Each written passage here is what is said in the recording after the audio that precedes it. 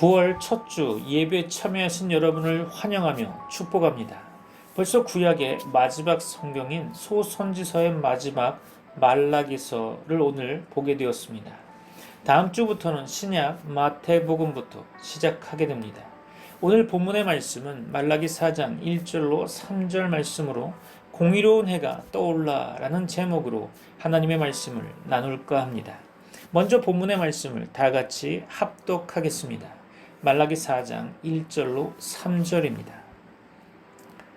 만군의 여호와가 이르노라.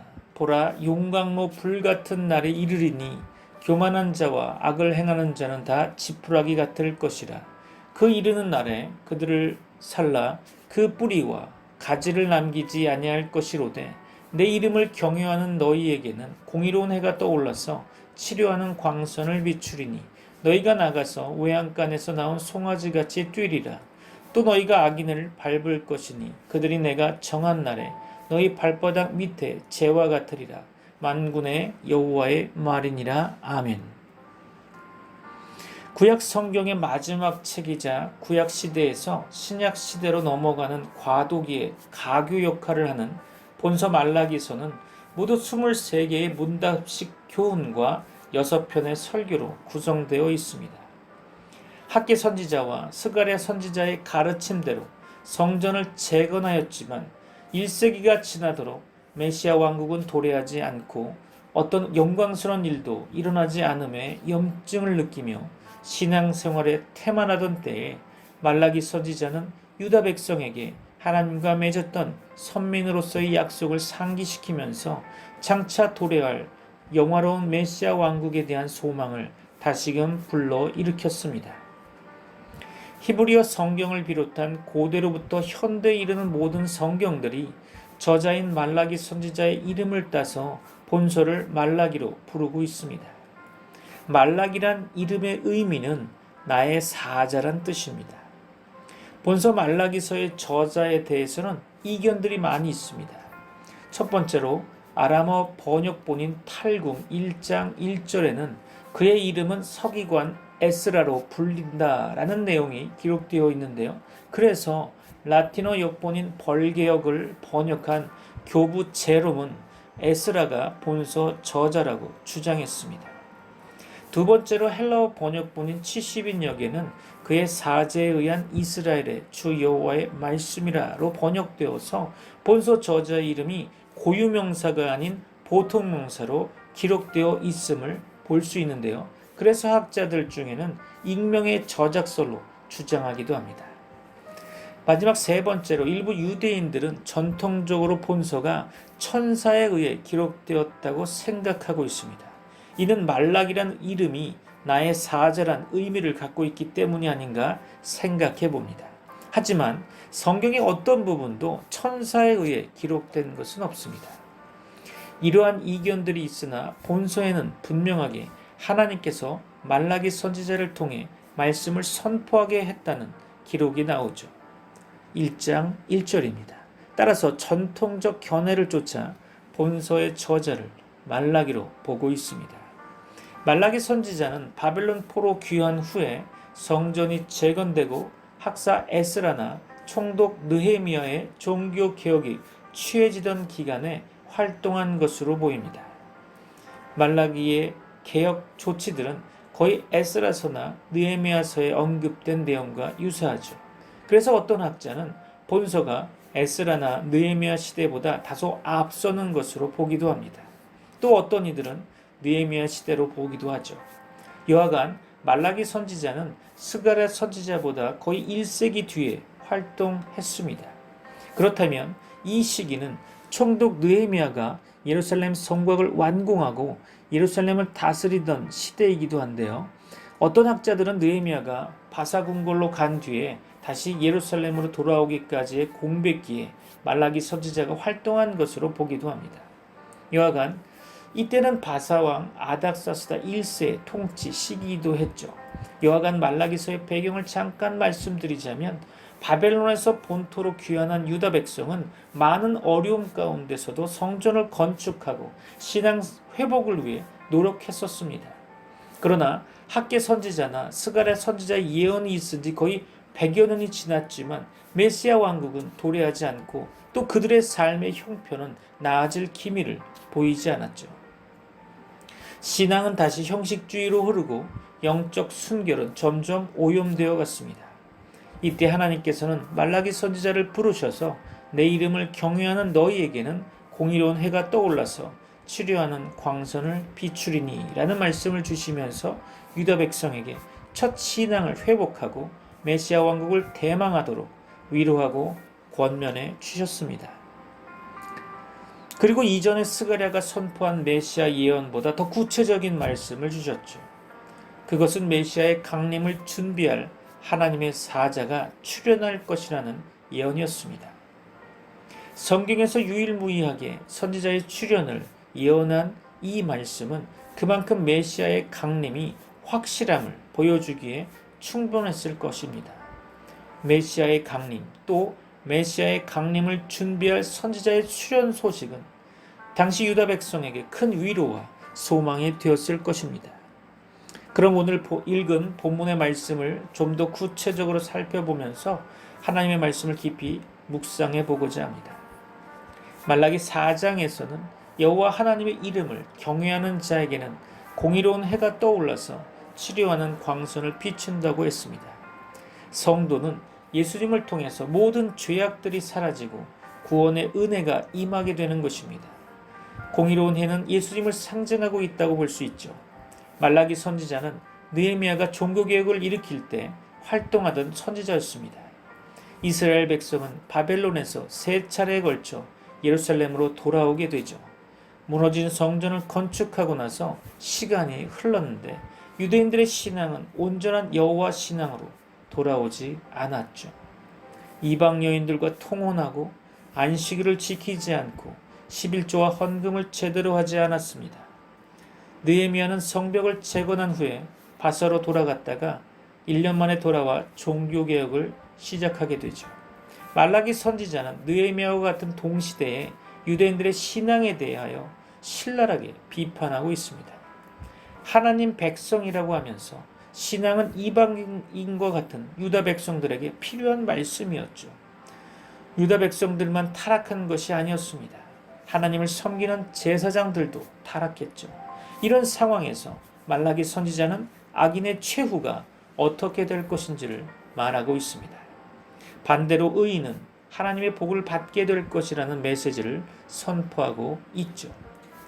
하나님은 말라기 선지자 이후에 예언자를 보내지 않았습니다. 신약의 세례 요한이 나타나기까지 400년 동안 하나님은 침묵하셨죠. 말라기 선지자를 통해서 엘리야를 보내겠다는 약속을 하시고 침묵하신 것입니다. 영적 암흑기라고 볼 수 있겠죠. 우리의 삶에도 하나님의 복음이 없으면 영적 암흑기입니다. 하나님과의 관계성이 끊어져 있는 상태이기 때문에 영적으로 답답할 수밖에 없죠. 말라기 선지자 당시에도 여호와 신앙을 버리고 세상으로 돌아간 사람들이 많았습니다. 여호와 하나님을 섬긴다고 하면서도 흠이 많은 제물을 하나님께 드렸죠. 11조 생활을 제대로 하지 않았고요. 좋은 것은 자신이 챙기고 흠이 많은 것은 하나님께 드렸던 거죠. 이방 여인과 통혼하면서 살기도 했습니다. 다시 말해서 삶 속에서 하나님의 존재감을 지우려 했던 거죠. 지금 이 시대도 마찬가지라 생각됩니다. 좋은 것은 내가 먹고 나쁜 것은 하나님께 드리고 11조는 하지 않아도 된다는 생각으로 온전한 11조와 헌금 생활을 하지 않는 듯합니다. 이방 여인과 통혼하듯이 세상과 타협하는 신앙을 갖고 있어 보입니다. 이런 시기에 하나님은 복음을 통해서 악인과 의인을 구분하고 계십니다. 오늘 말씀을 통해서 우리는 빛 대신 예수 그리스도를 만나야 할 것입니다. 나의 신앙이 온전히 예수 그리스도만을 섬기는 신앙이 되어야 하는 거죠. 지금이 말라기 때와 같은 시대라는 것을 영적으로 깨닫고 오직 복음만을 듣고 여호와 하나님만을 섬겨야 할 것입니다.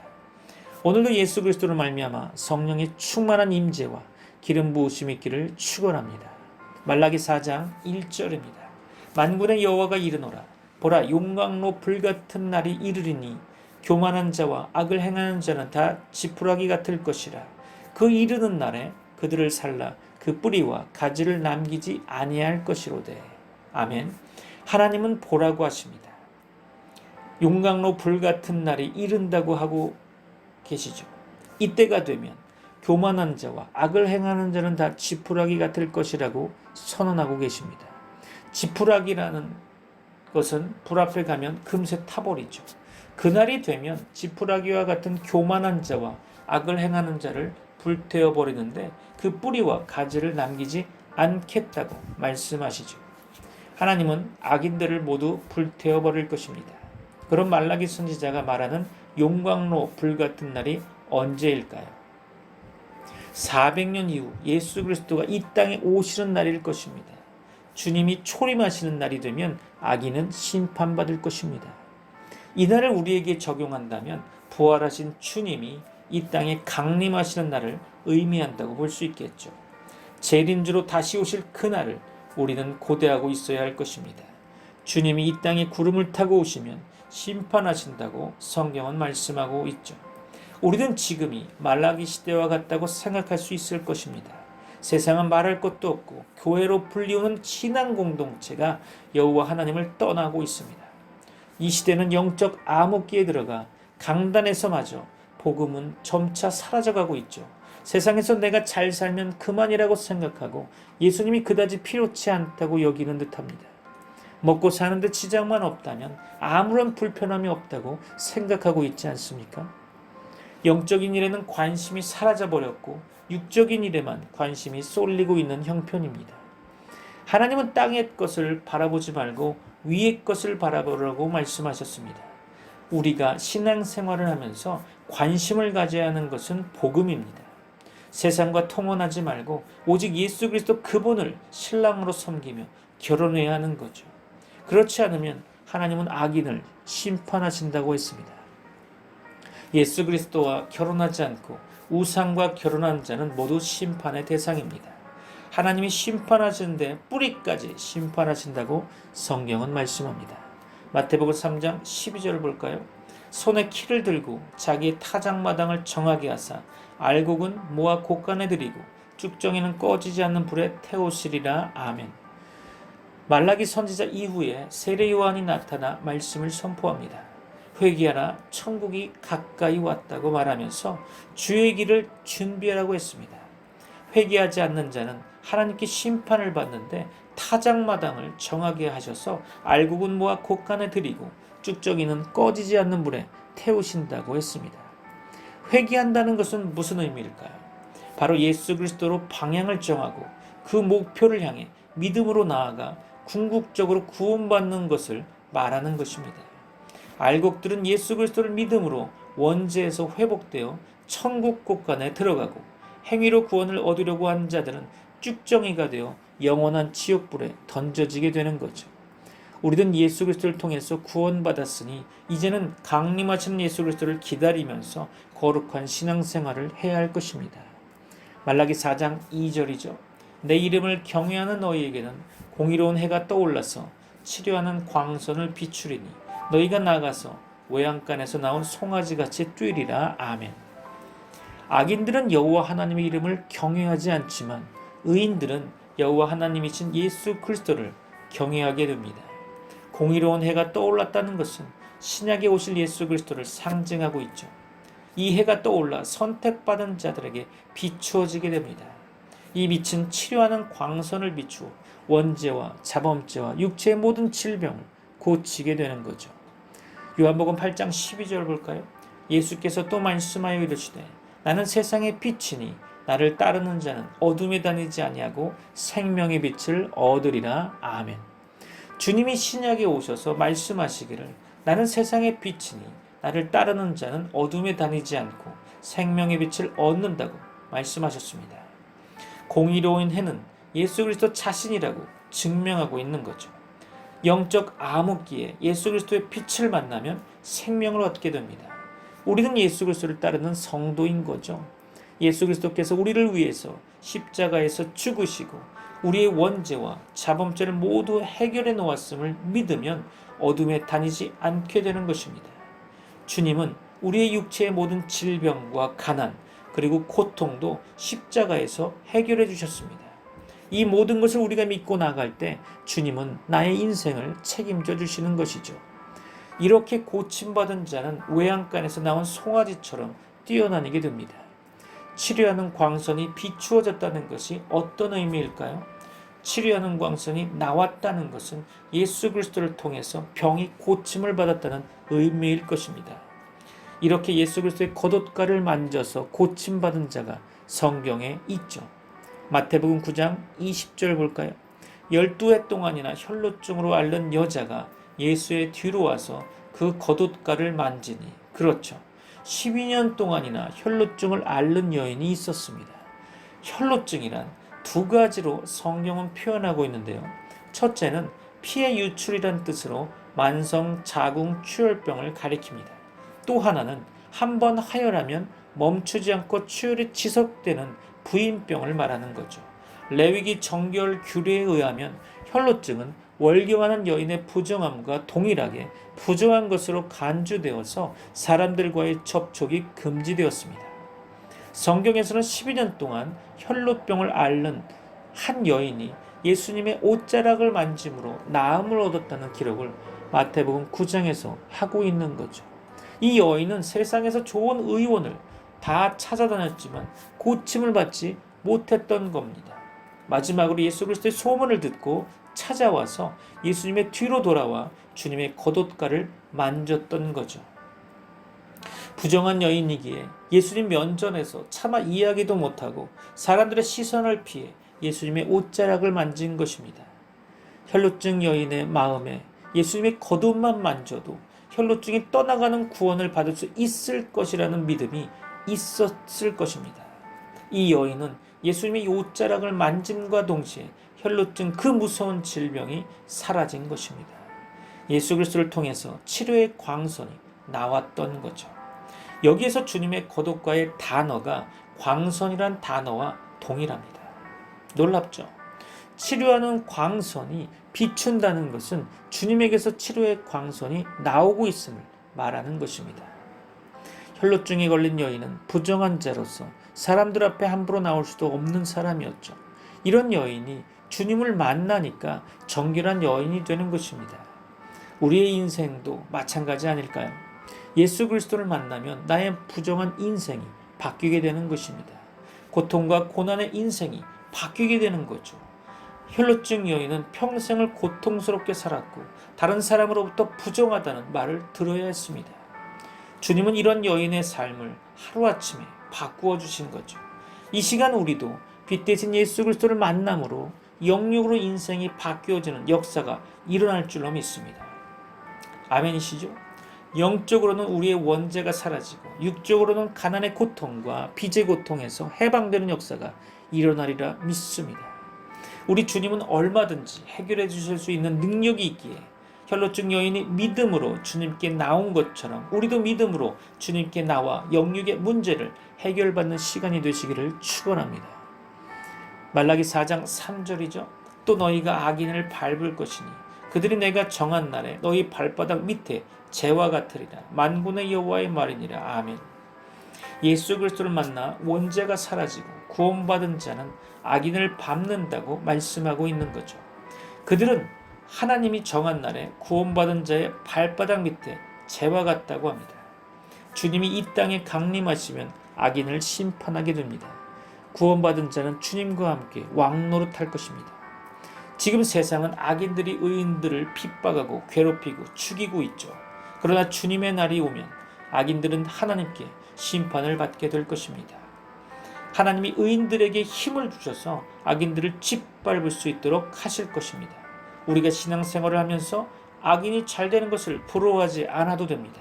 그들의 마지막은 심판이기 때문이죠. 우리는 오늘 말씀을 통해서 공의로운 해가 우리에게 비추고 있음을 인정해야 합니다.